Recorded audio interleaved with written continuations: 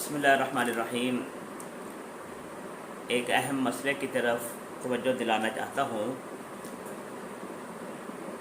कि अगर किसी शख्स पर क़ुरबानी वाजिब थी और वो किसी वजह से क़ुरबानी नहीं कर सका या उसने क़ुरबानी नहीं की और क़ुरबानी के 3 दिन जो हैं जिनमें क़ुरबानी की जा सकती है वो 3 दिन गुज़र गए, तो अब वो शख्स जिस पर क़ुरबानी वाजिब थी वो क्या करे।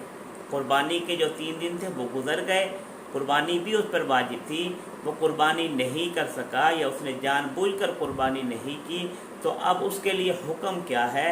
तो ऐसा शख्स जिस पर क़ुरबानी वाजिब थी और क़ुरबानी के 3 दिनों में किसी वजह से वो क़ुरबानी नहीं कर सका, तो ऐसा शख्स जब क़ुरबानी के 3 दिन गुज़र गए तो ऐसे शख्स जो है उसके लिए हुक्म ये है कि वो एक मुतवस्सित बकरा जो है उसकी कीमत जो है वो सदका करना उस पर वाजिब है।